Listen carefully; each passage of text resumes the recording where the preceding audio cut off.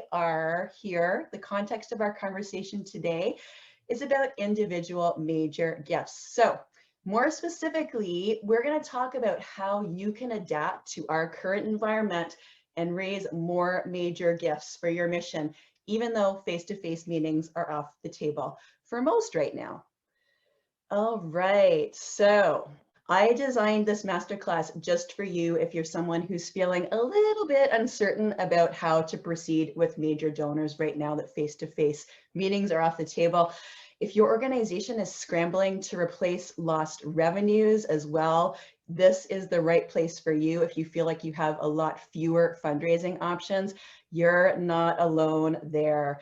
So, and finally, if you're somebody who's really ready to take action to land more big donations for your mission, you have come to the right place. So I hope you notice the value of the ideas that I'm sharing today. I am going to be moving very, very quickly. I've packed a lot in. So I want to suggest have a pen and paper ready so you can jot down your ideas so you don't miss a thing. So with that, let's get started. And hello to folks who are just joining us. And I want to start off by saying, this is not just another webinar. So I've designed this, I've made sure that it's not theory. This is practical content you can put to use right away. I want you to take something away from today and actually be able to actively apply it right now, immediately to your major gift work. Okay, also, I want to say these are proven strategies. They are based on over 20 years of frontline fundraising experience, including some tough times when I was fundraising during the Great Recession, but still with my team managed to increase fundraising revenue even in that time of crisis, 20% year over year for 4 consecutive years. So my friends, it is possible. I'm going to share some of the ways that you can do this too in our session today. And finally, I wanted to share my experience is actually a little bit unique because I have worked across organizations of absolutely every size. I've worked in small shops, medium shops, and very large shops. And I've also worked across different sectors, including arts, education, health, and human services. So these are road-tested ideas, and I know they work for organizations of all sizes and types. All right, so the goal of our time here together is to help you continue raising that consistent, reliable revenue that you need, even when you don't have face-to-face meetings available to you. So I want to know who here would consider themselves an action taker. I want you to light up my chat box again, type yes into that chat box if you're an action taker, because we're going to see later on in the session that taking action effectively and consistently is really one of the skills you need to master to become a truly successful major gift fundraiser. Even though we are action takers, it's so natural to feel like you're facing some really big challenges right now. I sure feel like it. So, right, we're in a time it's been really disorienting for a lot of us. The things that have worked for us for years as fundraisers are no longer working, or they're no longer available for us. I know we're in a time of great uncertainty right now. There is a bit of light at the end of the tunnel, but we're still not sure what's going to be happening in the upcoming year or two. So we're really in a situation with no precedent and no end in sight. I read something recently that said humans do not do uncertainty well. So it's a big challenge to feel like facing that uncertainty that we're facing right now. And chances are, if you're anything like me, you are really worried about what the future holds for us, for our families, for our communities, and for our organizations. So listen, big challenges that we're facing right now, and I think it's important to talk about them, right? So in addition to your challenges, I think if you're like a lot of fundraisers, you probably have a few desires when it comes to your fundraising as well. You want to find clarity on the way forward. How do we keep moving in the face of everything that we're facing right now? I know you want to be doing more of the right things to build your pipeline, the right things to build relationships, the right things to grow your revenue. So back in 2007, I was the head of fundraising at a shelter for women and children. And it was one of those winter nights, not like the bright day it is today. It was one of those winter nights when the sun sets really early. And I was just sitting in my office. I hadn't turned the lights on yet. So I was sitting there in the dark. And I just sat there feeling like I had the weight of the world on my shoulders. I don't know if any of you have been there in your lives as fundraisers as well. Because like a lot of organizations, we were really dependent on special events and all the associated revenue that comes from that. Sponsorship, silent auction, very dependent on that income. And here's what I was noticing. Every phone call, every meeting, every letter, every email, it was the same news. I heard the same thing over and over again. I heard, I'm so sorry, we've had to cut back. It's not in the budget this year. We love you and we love your mission, but we've had to reallocate our spending. And while things are often clear in retrospect, what I didn't know then that we know now is that we were actually entering into the first weeks of the Great Recession. And by the end of that year, we, and we'd not be alone in this, would lose close to 50% of our fundraising revenue by the end of that year, of our largest source of fundraising revenue. We were determined to keep going. Our mission was too important to give up. And we did. And that's when I noticed something. When we were really working the phones, we were reaching out to those donors. It was a team effort. Everyone was pitching in. Here's what we noticed. It was our growing community of individual donors who were really stepping up to the plate. And this was happening despite tough times, right? They're facing challenges as well. I was noticing folks were digging deeper ever and ever, that they were giving from their hearts, they were moved, they were donating more than ever before. So by the time the year came to a close, it seemed like a bit of a miracle at that point. Our revenue from individual donors had actually increased enough to offset that 50% loss. It protected us from what could have been an absolutely deadly blow to our organization. I can't say I've ever been more relieved or more excited in my fundraising career. And I'm sharing this because it was such a crucial learning experience for me. I realized at that point, after that dark day at the start of the Great Recession, I realized that focusing on individual donors, doing the right thing with individual major donors, that was the path. It was the path to consistent, reliable revenue that we needed for our mission, and that this became even more important in a time of crisis and even more important during an economic downturn. So I wanted to share that with you because that is what today is all about. How do we keep raising more individual major gifts even during times of crisis? How do we keep raising more individual major gifts even when you don't have face-to-face meetings available to you? All right, I am going to get right in and dive into that content. I'm going to kick things off by talking about 3 major gift mistakes I see organizations making right now and how to fix those mistakes. I'm going to kick off with my favorite mistake, number 1, and it's something that I find so many organizations have yet to understand, and that is there is absolutely no such thing as a big or small donor. Now, you might be thinking, Emma, this is about major gifts. Of course, we want to talk about big donors, but here's the thing. This simply doesn't exist, okay? It's an arbitrary label we've created and we put this on our donors, right?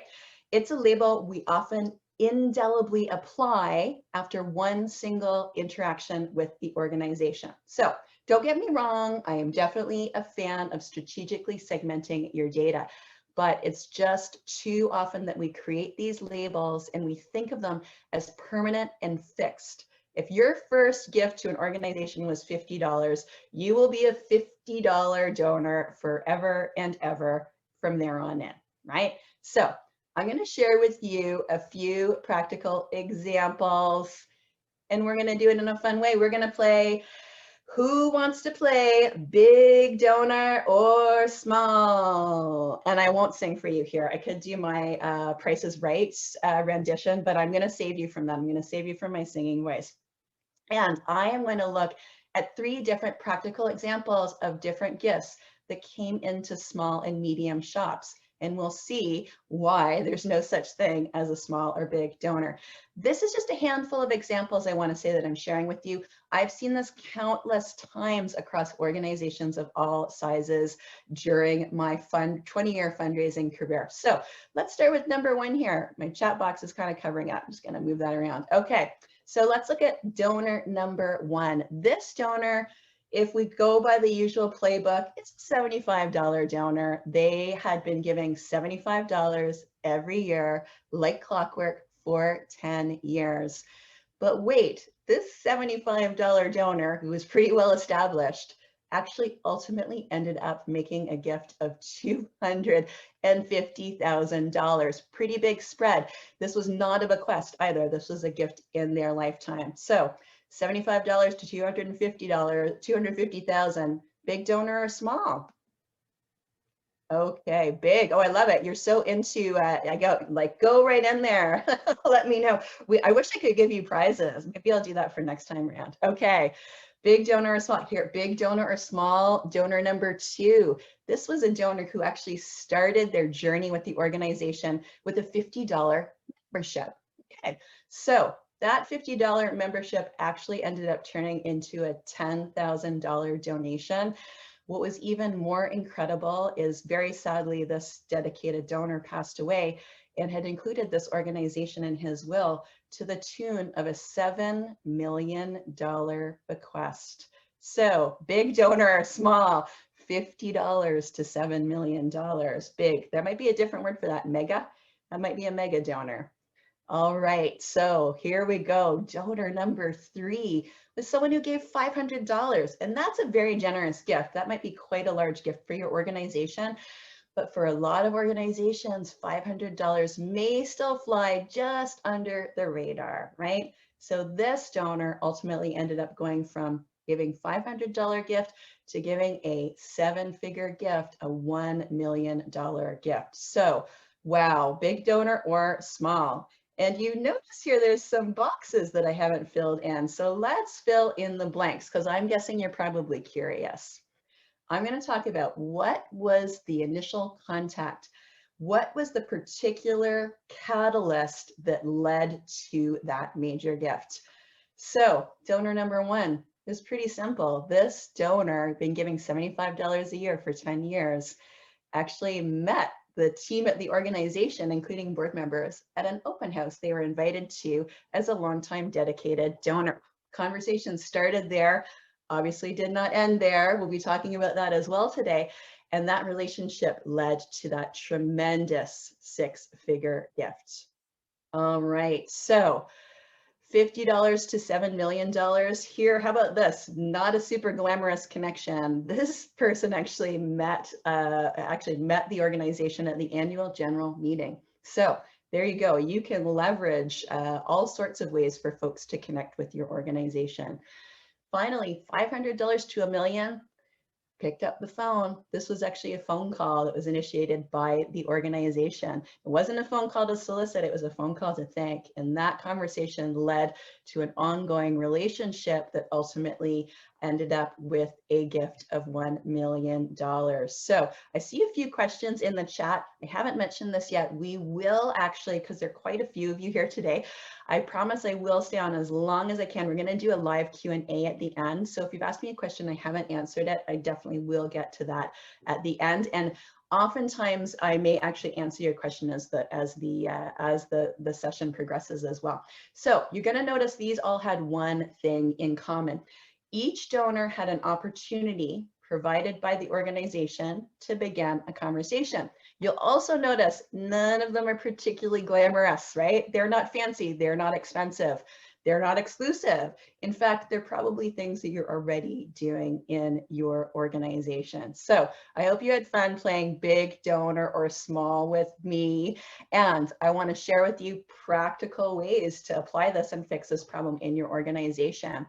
I think the big fix here is to stop applying labels based on simply one gift and start seeing the potential of every donor. If you're struggling to build your pipeline, this can be one of the most transformative steps to take. This might be a challenge. It's mentioned most often when I speak with fundraisers.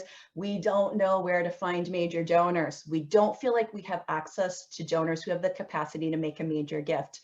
But here's what we fail to see: the incredibly generous donors who are right there in front of us already, right? It's not that every donor is going to turn into a major donor, and that's okay, right? We can still love them, we can still value them. And what's the worst thing that's going to happen? I think the worst thing that's going to happen is you're going to raise more money for your mission because you take such good care of your donors. So there we go. That was mistake number one. Second big mistake I see is to believe that your biggest barriers to major gift success are external. Here is my experience. The single biggest thing getting in the way of landing more major gifts, it's actually internal. It's often our own brains, and I include myself in that statement as well. It's our own mindsets that are getting in the way of major gift success. Now, I'm guessing your brain might actually be objecting to this statement right now. I know it's a tough pill to swallow, but I want you to hear me out. Here's a fact. Mother Nature has essentially designed us to be highly threat reactive, right? She wants us to be alarmed at 1,000 paper tigers so that we can avoid missing a single real tiger about to pounce.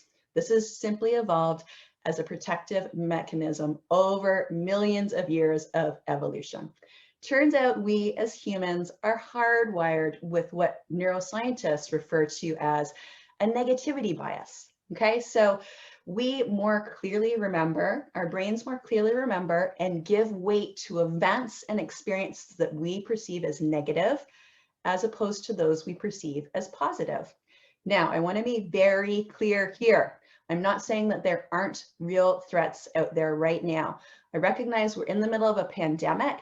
Many of us are dealing with the unequal impacts of COVID.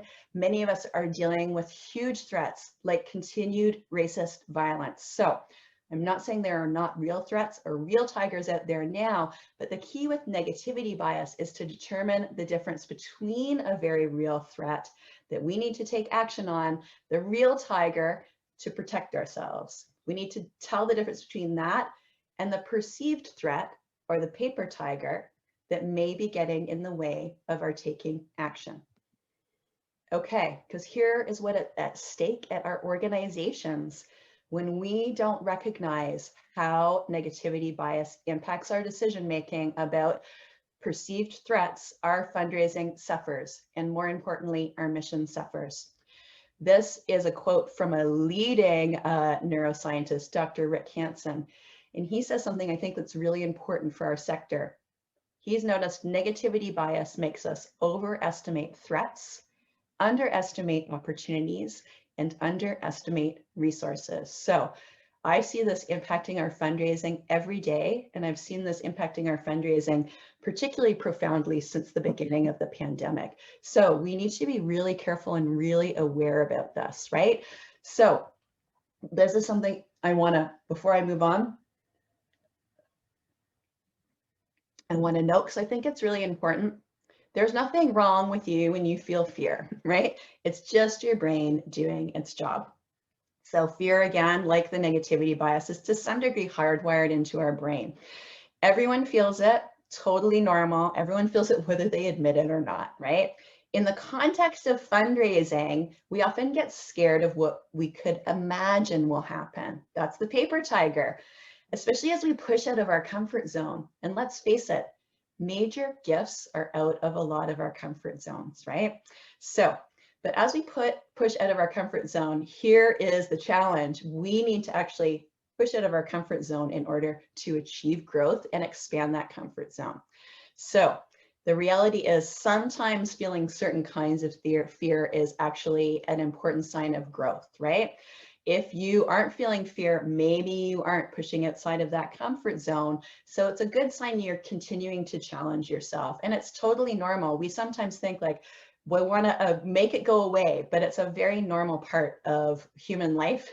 It's also a very normal part of our fundraising process. So I want to talk about the fix for this, which is a little more complicated. I will readily admit that. It's a bit more complex, but here's a wonderful first step for you is to learn to recognize those paper tigers. Start looking out for paper tigers and start recognizing when negativity bias may be in play and be alert for when it kicks in. You know, recognize that your brain and also the brain of your board members, the brain of your boss, they're all continually looking for bad news, right? And as soon as it finds some, it'll fixate on it with tunnel vision and fast track it into memory storage. So being aware of this is absolutely super important to make sure it's not negatively impacting your major gift fundraising. Okay, mistake number 3 I've seen is that a lot of organizations and fundraisers think that face-to-face meetings are the only way. Now, face-to-face meetings, they are powerful, but they're also off the table right now. So we have to get creative. We have to use all the channels that are available to us to build meaningful relationships with our major donors. So a lot of us, especially those of us who have been around for a while, we've been taught face-to-face meetings are the only way to raise major gifts. So we're not maximizing all the tools available to us. I've noticed the nonprofit sector has been an especially late adopter of using video. We've been a late adopter of using video to connect with donors and build donor relationships. I believe that's because a lot of organizations and fundraisers are making assumptions about their donors, and they may be experiencing a bit of negativity bias here. They're thinking things like our donors are too old to learn the new tech, or everyone's experiencing Zoom fatigue right now. Donors aren't interested in another video meeting, but these assumptions simply aren't true. We're almost a year into this. We've got almost a year of experience under our belt right now. And successful organizations are making virtual relationship building work. I have seen it, and I'm going to share some of those secrets today. So I'm going to dive deep into how to get more effective at landing and leading virtual meetings in just a second. But first, guess what, my friends? You guessed right. It's time for you to weigh in. If you identify with any of these mistakes, I want to guarantee you, you're absolutely not alone. So if you see these organizations making any of these mistakes, I want you to type it into the comments. 1, if you're falling into the big or small trap. 2, if you're seeing all barriers to growth as external. 3, if your organization thinks face-to-face meetings are the only way. So type it in. I see some of all of the aboves. Okay, 2, 3, I see many all of the aboves. Oh yes, okay. Many of you are identifying with 1, 2, and 3. I love this. I'm not even seeing any patterns. It's very much all over the place. 1 and 2, yep, guilty of all. I'm seeing a lot of 1 and 2s, some 3s here. Okay, you're identifying this strongly, so know that you're not alone. Everyone on this call today is weighing in to say, like, these are very familiar to us, right? So, you know, it's good, but the biggest thing you can do to progress oftentimes is noticing and naming these mistakes, and then you really have the opportunity to change things. All right, so talk about 6 steps to landing and leading effective virtual meetings. Okay. We do have to face it. I think no matter what happens this year, virtual donor meetings are actually going to be here to stay. And you're not alone for sure in struggling with the passing, I'll say temporary passing of face-to-face meetings, because nothing, absolutely nothing can compare with connecting in person with donors when it comes to building strong relationships. One of the reasons I specialize in major gifts is because I just absolutely thrived with that one-to-one face-to-face relationship building. So it's really tough when that gets taken away from us. But things have changed. Chances are you're going to have to continue working with donors remotely via phone calls and video meetings for the foreseeable future. But the good news is I'm actually hearing from frontline fundraisers, it's easier than ever to reach donors right now, which makes sense. Depending on where you are, donors aren't on their usual travel schedules, they're at home more often, they're picking up the phone more often, they're probably more willing to have a conversation about a cause they care about, right? But if you are going to land a donor meeting, you need to do this right. So there are 6 must-haves you're going to have in place in order to land and lead a successful virtual donor meeting. Okay, number 1, I want you to think about making it easy to say yes, right? So we know already face-to-face meetings, they're the gold standard in terms of working with your major donors. But you know, when you think about it, it's actually a really, really big commitment for a donor to make. It's a big time commitment. It's a big relationship commitment. So it's a big leap for a lot of folks. So I'm seeing this as a bit of a silver lining to having to make these shifts right now to more virtual. While we don't have face-to-face meetings available to us, it makes it a lot easier to offer up something a little different, a little new, maybe a virtual coffee or a 15 or 20-minute phone call. It just makes sense to book something like this with a donor right now, right? And you have a little bit more room to experiment than you may have previously. Let's face it, I talked about major gifts being a little stuffy and old-fashioned earlier, but now we've actually been pushed into a place where we have to experiment to keep our fundraising going, right? So we've got room to experiment and test what works with donors. So key here is to give your donors a choice. You simply won't find out if they prefer phone or video or want a video call or don't want a video call unless you ask. Don't make assumptions. Go ahead and ask what works well for the donor. And I've got my very favorite make it easy tip for you. The company Boomerang analyzed 40 million emails. They determined your email is most likely to get a response if it's between 50 and 120 words. Who writes like 9 times more than that? Guilty as charged right here. So it should work really hard to be disciplined to keep it short and sweet. So here's the nice thing about this though. Makes it easier for you, makes it easier for your donor, makes it more likely for you to get a response. Keep it short and sweet.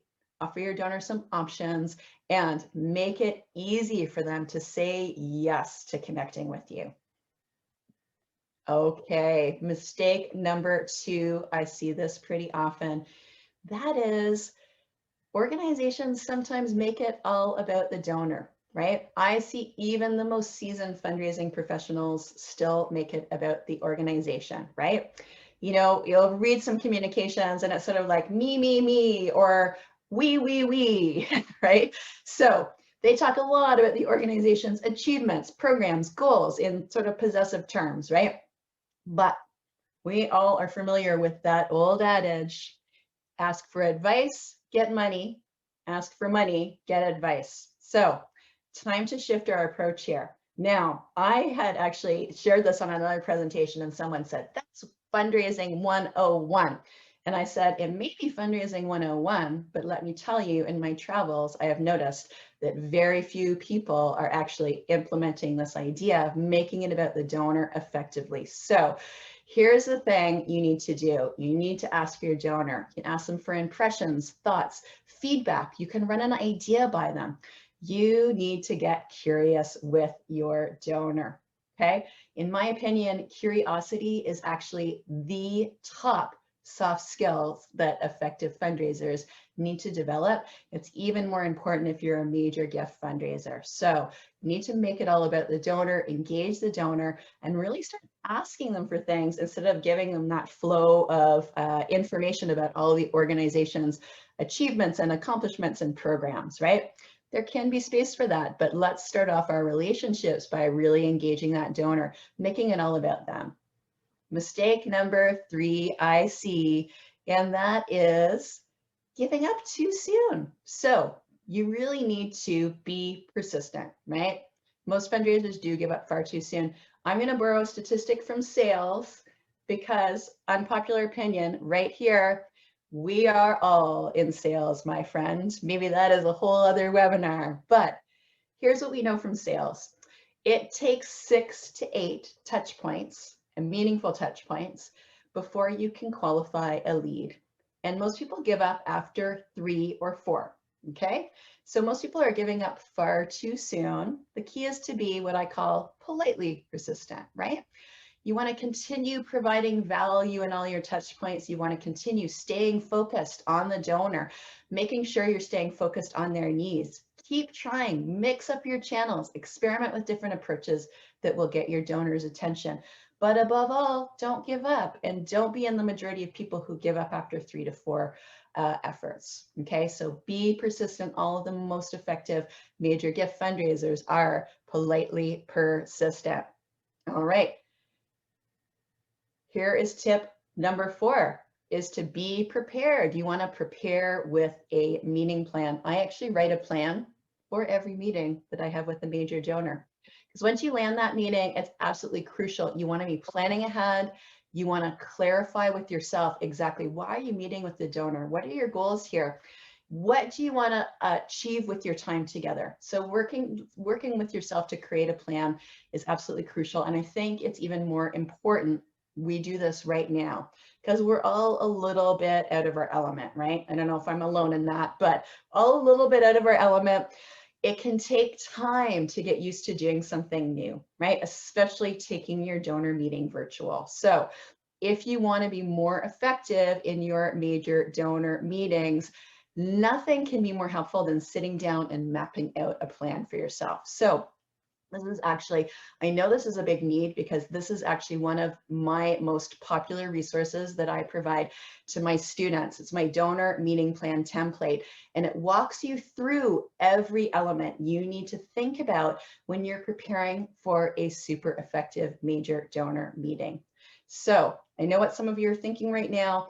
It feels a little disingenuous or artificial to write out a plan before I meet with my donor. I'm all about relationships, I like to let things unfold organically, but I want you to think about it this way, right? What could be more thoughtful than actually preparing and using the donor's time wisely and making sure that you're being more purposeful in better understanding their values, their needs, and their interests, right? So if that feels at all artificial for you, I want you to flip it around and reframe it a little bit, because creating a meeting plan for all of your donor interactions can be a game changer for your donor meetings.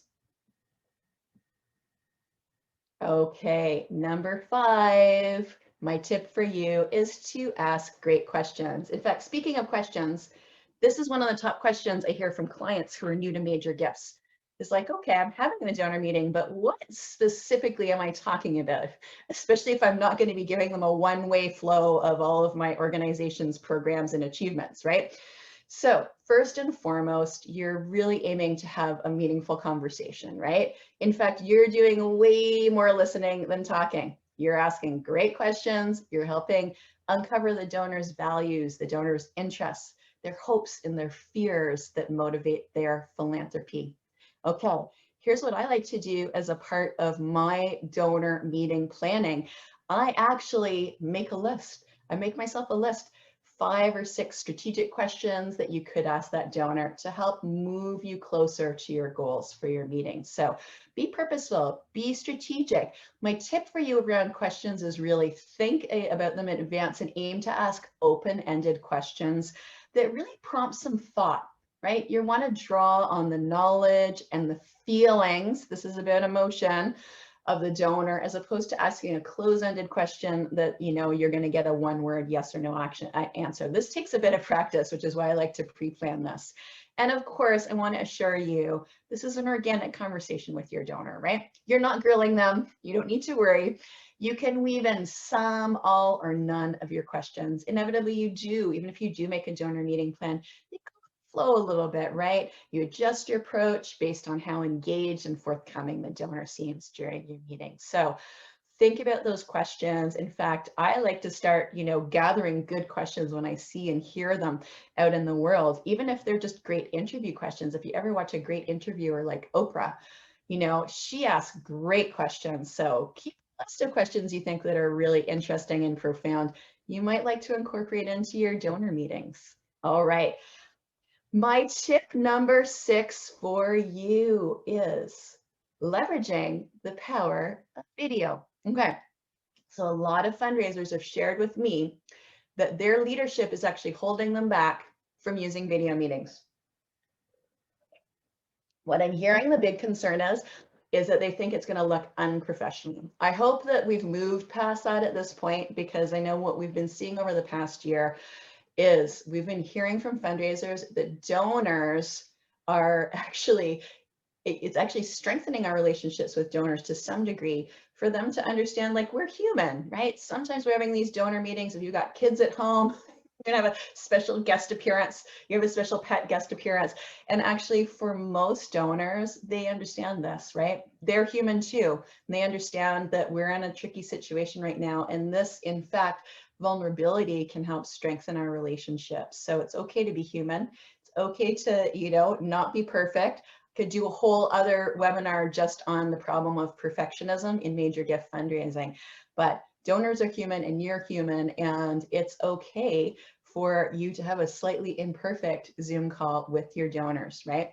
However, with that said, it's not difficult to up your game a little bit. I'm going to share with you my absolute favorite tip for you to up your game and increase your connection with your donors when you do have video meetings. So my number one favorite tip, it's also the most counterintuitive tip and the most difficult to master, and that is helping donors get that sense of connection with you, get that sense of eye contact by looking into the lens. This takes a lot of practice, my friends. I'm doing it right now. You probably noticed I've been doing it quite a bit. Hopefully I'm on camera for you. I know Zoom's always a bit wacky that way, but looking into the lens actually gives the donor an experience of having eye contact with you, right? So it is so important, the eye contact, to build a sense of trust and connection with your donor, something we have to work extra hard at when we are on video and we are one-dimensional as opposed to being in front of our donors in our full human form, right? So I want you to experiment with this one because it does take practice. Next time you're on a video call with colleagues or with friends, give this a try and get someone to do it for you too. Go ahead, practice looking into the lens, and then let's say look at a picture on the screen, look at someone's face. You feel like you're making a connection, but the experience of the viewer is actually disconnection. I'm doing it right now, I'm not looking at you. So really want to recommend this to you, and it's something that not a lot of folks that have mastered that has a massive impact on your video meetings. So I know actually here, I was gonna say, I actually don't need to look at the chat to know what your questions are gonna be, because I always get the same question here, is folks find it very difficult to balance this, right? Which I get.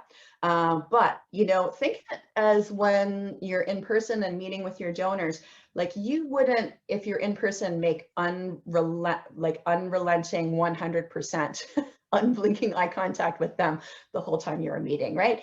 It's not natural. So folks always want to know, how can I look into the lens during video meetings with donors? Because I need to look at the donor on the screen. I need to see how they're reacting. It's very difficult to do that when I'm looking into the lens. So I want you to think of it like this.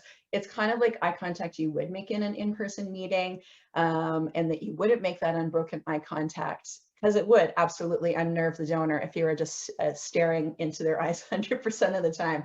Here's what makes eye contact feel a little more natural. Everyone's different, lots of personal difference, cultural differences here, but it's good to, optimal eye contact, while it can vary, start at the general starting point of thinking like 50-70, right? It's called the 50-70 rule. Aim to maintain eye contact maybe 50% of the time while you're speaking, and about 70% of the time when you're listening, right? And you again can gauge the response and gauge the comfort level of the donor. But that's a good goal. So I guess I wanted to share that to say, like, you're not expected to make unrelenting eye contact for the whole time you're on a meeting, but do be more mindful about looking into that lens. Makes a huge difference, makes a huge difference. So I want you to experiment with that, and I'm going to go ahead and guess what? Ask you to rate yourself again. How well are you doing right now in your organization with landing and leading virtual donor meetings? So let's keep going, because the clock is ticking and we still have some important things to cover, okay? And actually the next thing I'm covering is probably my favorite thing I want to share with you. It's the Major Gift Success Framework. Okay, so there are 3 things that I have found that set the most successful major gift fundraisers apart from the rest. And I think they might actually be a bit surprising to you. It might not be what you think, but I think they're principles that absolutely every fundraiser can put to use to improve their results. So even if you aren't a major gift specialist, I think there are important things you can take away here. Okay, First success factor is focus. And this is super important right now because here's what I'm hearing from fundraisers. I'm hearing you're overwhelmed, right? You're being pulled in so many different directions. You're wearing so many different hats. And this is just exacerbated in the past year with the pandemic. However, the most successful fundraisers are really focused on high priority activities, the high value activities, even when those activities push you out of your comfort zone. Now, I want to share, I know that this is a challenge for sure right now, especially many of you are working at home with small children, you're juggling so much, you're juggling work and you're juggling homeschool and you're juggling childcare. So I wanted to share with you something I recently shared with my students about how even small pockets of focus time can add up to have a massive, massive impact. So if you can spend just 10 minutes a day, let's say, can you dedicate yourself to spending just 10 minutes a day to something, your highest priority in major gifts, or let's even use a personal self-care thing. Let's say you want to read a bit more. Let's dedicate 10 minutes a day to reading more. I think most people can find that somewhere in their schedule.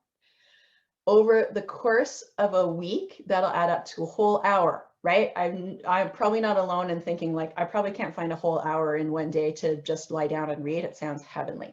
So if you think 10 minutes a day adds up to 1 hour a week, you add that up over the course of a month, you could read for a half day. That's 4 hours, right? 10 minutes a day turns into 4 hours a month. And this is powerful stuff. If you add this up, 10 minutes a day of focus time on whatever your priority is, over the course of a year, it adds up to the equivalent of 1 full work week, right? Pretty impressive stuff. So I wanted to share this with you, largely because if you're struggling to find focus right now, even really small pockets of time can have huge impact when you add them up over time. So I want to encourage you, don't give up if you're stretched really thin right now and you can carve out that little pocket of time. You can make progress. You can make progress if you're able to even find a small pocket of focus time. Okay, next success factor is having a plan. The best fundraisers, they don't leave their relationship building to chance. They have a clear month-by-month plan on how they're engaging their top donors. They also take time to plan their week as much as they can. They block out time as much as they can, even if it's just an hour or two a week, to take action on their biggest fundraising priorities. All right, so when you get focus and you add in a plan, that gives you clarity, right? Having clarity on your way forward is such an important part. And it also can help address sometimes that fear, overwhelm, and uncertainty that so many of us are feeling right now. And many of us are feeling in general about major gifts. Okay. Then our third point we have is action. And none of what you've learned today is going to make a difference unless you can take action on it, right? So even committing to one small manageable action can help. And guess what you get when you have a plan that you start taking action on? It's something a lot of fundraisers really want. It's confidence. You start building confidence. This has been one of the biggest learnings in my career, as well as one of my biggest learnings in working with a lot of coaching and consulting clients. There's no shortcut to confidence building. I wish you could take a pill. It would be great. It's only through taking action that your confidence and your comfort level can actually grow. Okay, so finally, to wrap this all up together, when you're focusing on the right things, you're taking consistent action on growing your major gifts, that's when you get results. So it's pretty simple, right? It's pretty simple. But like so many things, simple is not the same thing as easy, right? So I'm going to recap for you here. When you're focusing on the right things and you have a plan to execute, that's when you get clarity. Taking action on your plan is how you build confidence. When you take consistent action on that plan, even if it's in small pockets of time, and you do it in your right area of focus, that's when you get results. I missed confidence in there somewhere, but confidence is in there too, right? Does that make sense to everybody how I laid that out there? I hope. Confidence is key. I'm hearing a lot of this. I'm hearing a lot. Confidence is so huge, and there's no shortcut to building confidence, right? All right, I'm seeing lots of yes. I hope you enjoyed that. And one of the reasons I like to share that is because I want to make it clear Major gift success has absolutely nothing to do with your access to people with deep pockets. I hope that that's been a takeaway for you today, right? Okay, so I'm going to go ahead, look back at everything we've covered so far. Okay, we talked about 3 common major gift mistakes and how to fix them. We looked at 6 steps to landing and leading virtual donor meetings. And we also looked at a simple framework anyone can use for major gift success. So this leads us to an obvious question, something I asked you earlier, and that is, how do you implement the ideas you learned today and not let this just be another session you attended? So I want to ask you here, who has resonated with the content that I've shared today? And I want to hear, what's the most valuable thing you're taking away from our time together? And go ahead and type that into the chat box for me. Okay, resonated very much. There is no big or small donor. I love that you took that away. Planning and blocking out your priorities. 6 steps were very valuable. Very good 6 steps. Oh, I'm so glad you enjoyed this. I'm so happy to hear this. Major Gift Success Framework is awesome. I mentioned at the start, I wanted to pack as much value as I could into our time today, but I also know there is a ton more to your journey in major gifts, including the implementation, the accountability, and the mastery of it. Next up, I'd like to share with you is Major Gift Master Plan. It's a comprehensive online program where I teach the effective implementation of a plan to raise more 5, 6, and even 7-figure gifts. So what we're going to do together in this program is learn about the high-level strategies, right? Looking at the high-level strategies behind successful major gift fundraising. But even more importantly, you'll have it all broken down into a step-by-step execution guide that leaves nothing out and takes nothing for granted. See, I'll be wrapping it all up. I'll be showing you the systems that you need to continue to maintain and implement so that you can keep everything in the program going, right? I'll also be sharing in this session the key performance indicator system that I use at every stage of moves management with my clients, from identifying to stewarding your donors. I also want to make sure you feel really comfortable joining the program. So I'm giving you a 90-day guarantee. Essentially, if you do the work and go through the program with me, and you don't feel like you've received value by the end, I will give you your money back. All right, I'm gonna do a quick review for you. I wanna share everything you're gonna get in the program today. You get the program itself, the system, Major Gift Master Plan. That's a $1,997 value. You get my advanced time management system. That's a $297 value. We get our private Facebook community, such an important part of the program. That's a $997 value. You get live access to me weekly, including coaching and a Q&A.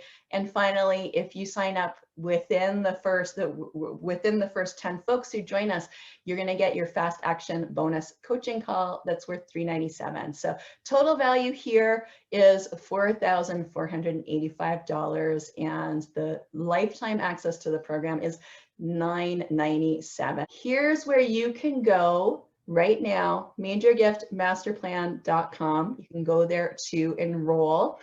I'm going to open up our Q&A now. If you're still with us, I am hanging out with you as long as it takes to get our questions answered. I would like some examples on what to ask for donor feedback on. I have tried that method, but not been successful. This can be super simple, right? Some people say, you know, here's a super simple example of what I teach is one really great and practical engagement technique is actually to start running a really draft version of your case for support by your donors, right? It's going to be a great engagement technique. It can be really important if you don't already have a case. And it is super useful for you as an organization to get donor feedback on what people think about your case. Is it compelling? Is it motivating? Should you be focusing on that, right? You can ask just about anything. You can ask anything. You could have an idea. You could say, this is the direction we're thinking about heading into.